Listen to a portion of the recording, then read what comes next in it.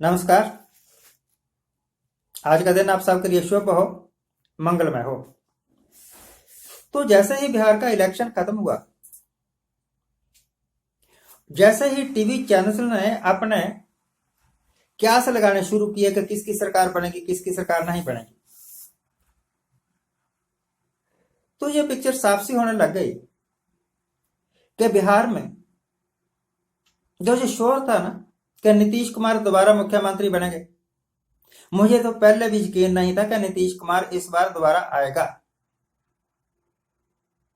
क्योंकि हिमाचल में मिस्टर नरेंद्र मोदी ने खुद ऊना में यह अनाउंस किया था कि इस बार हिमाचल का मुख्यमंत्री प्रेम कुमार धूमल होगा, और अपने ही बंदों को कह के, अपने ही बीजेपी के बंदों ने ही मिस्टर धूमल को हरा दिया, क्योंकि अंदर से वो चाहते ही नहीं थे कि धूमल दोबारा आए। वो तो कोई नया पपट चाहते थे, और नया पपट तब मिलना था अगर धूमल फेल हो जाता और धूमल साहब हार गए। खैर एनीवे, अंदर से बीजेपी वाले यानी प्राइम मिनिस्टर नरेंद्र मोदी साहब कभी नहीं चाहते थे कि नीतीश कुमार बिहार में एक बार फिर मुख्यमंत्री बने। तो जो भी अंदर अंदर से चलने चली जा सकती थी वो सारी चल दी। जो जो ऊट पटांग वायदे करने थे वो करवा दिए।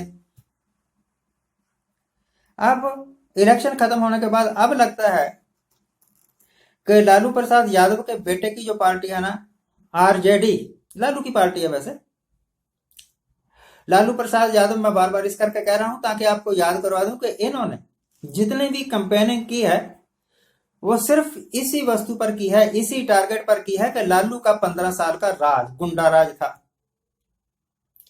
अब अगर आरजेडी का राज आ जाता है तो यह साबित हो जाएगा कि जो कुछ ये कहते थे वो सब झूठ था, झूठ का पलंदा था। जरूरी थोड़ा कि लालू ने भैंसों का चारा खाया ही हो सकता है कुछ खरीदे हुए, कुछ बिके हुए, कुछ खरीदे हुए गुआ और कुछ बिके हुए ब्यूरोक्रेट्स ने मिलके एक षड्यंत्र रचा और लालू साहब फंस गए। अब कोर्ट ने तो फैसला सिर्फ गवाहों पर करना है, इस करके बनकर चले। तो भाई, बिहार में अगर आरजेडी की सरकार आती है तो आपको समझ जाना चाहिए कि सुल्तान आजम हिंद का जो मैजिक था ना, जिसको ये मैजिक, हमने कभी नहीं कहा कि मोदी साहब की जुबान में कोई मैजिक है, मोदी साहब कोई करिश्मा कर सकते हैं, हमने कभी नहीं कहा। I never said. और मेरे जैसे और बहुत सारे लोग ऐसे मानते हैं कि कोई करिश्मा नहीं होता।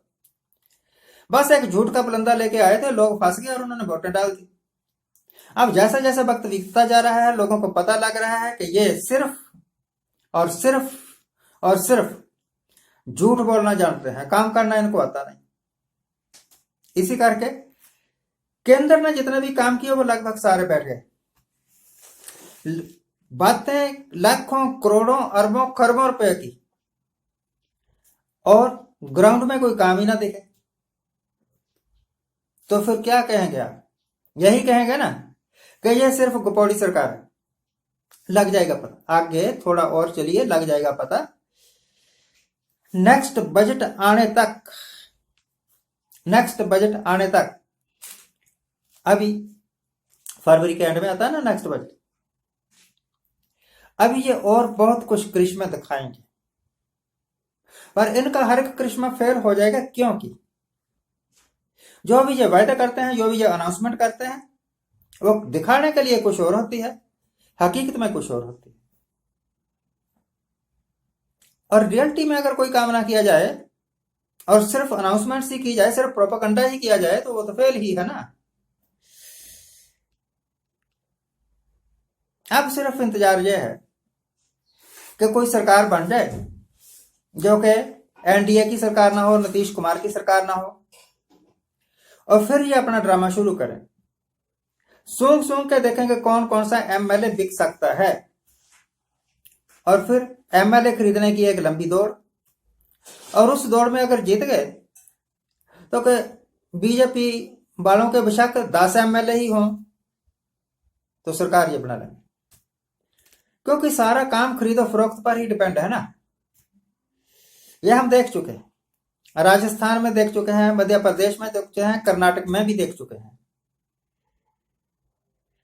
अगर ऐसे सरकार कहीं और पलटी जाती है तो यह भी डेमोक्रेसी के उतने ही बड़े किलर होंगे जितनी बड़ी किलर कांग्रेस हुआ करती थी। लोगों द्वारा चुनी हुई सरकार को ये गिरा देते थे। खैर एनीवे, ये बात तो हिंदुस्तान की थी, बिहार की थी। अब अमेरिका, मोदी साहब अमेरिका में गए थे और वहां कह के आए थे, अब की बार ट्रंप सरकार, ऐसा जहरीला आशीर्वाद दिया कि ट्रंप का बेड़ा ही बिठा दिया। ट्रंप साहब को यहां भी बुलाया था और कई करोड़ रुपए, 100-150 करोड़ रुपए खर्च कर दिए उनके स्वागत में। हकीकत छुपाने में भी काफी पैसे खर्च कर दिए कि इस दीवार के परली तरफ झुग्गी झोपड़ी की कॉलोनियां हैं। जब हिंदुस्तान में है झुग्गी झोपड़ी वाले तो देखने दो उन लोगों को, आपको शर्म क्यों आती है? अगर किसी की मां वृद्ध हो, किसी का मां बदशक्ल हो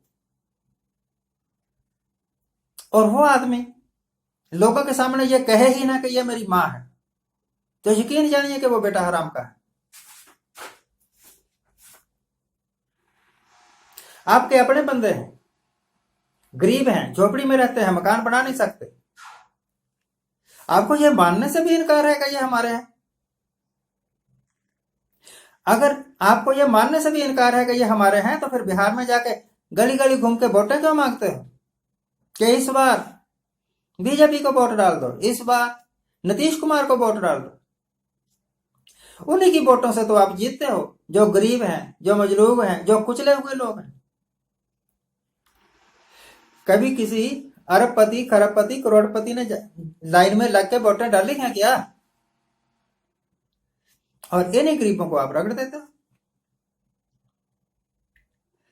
तो अब की बार ट्रंप सरकार का तो बेड़ा गया बैठ। अमेरिका में नया बंदा आ गया,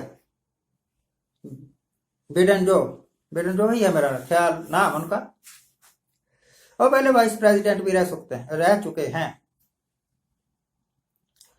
तो भाई उनका स्वागत है। हिंदुस्तानियों को अब खुश होने का एक और मौका मिल गया, बहाना मिल गया कि अमेरिका की जो वाइस प्रेसिडेंट है, कमला क्या नाम है उनका, हैरिस, अब वो हिंदुस्तानी है। हो ना खुश? आपके हिंदुस्तानी हिंदुस्तान के वास्ते काम नहीं करते। 4 पीढ़ी पहले जाके जो अमेरिका में बसे हुए हैं, जिनका देश अमेरिका है, जिनका ईमान और धर्म अमेरिका है, उससे आपको क्या फायदा होने वाला है? और अपने आप खुश होना मूर्खों के अलावा और कोई नहीं जानता। और ये लोग भी उसी कैटेगरी में आ जाएंगे। तो अमेरिका ने दिखा दिया कि वो झांसे में नहीं आते। दूसरी बार किसी मूर्ख को सत्ता में नहीं आने देंगे। हमने दोबारा फिर एक चांस दे दिया। अब लगता है कि तीसरी बार कोई चांस नहीं देगा, क्योंकि ये काफी नुकसान पहुंचा चुके हैं। अब तो इनकी रग रग पता लग चुकी। BJP was a good party, but the administrators of this party, they are foolish people. They will destroy the party. They are destroying the country. Thank you very much for watching. Keep watching. अगर आपने हमारा channel subscribe नहीं किया तो हमारे channel पर subscribe करिए, share करिए, लाइक करिए। आज जिनका जन्मदिन है उनका हैप्पी बर्थडे। आज जिनकी मैरिज एनिवर्सरी है उनको बहुत बहुत शुभकामनाएं। सदा सुखी रहिए, आनंद प्रसन्न, जोग जोग जियो।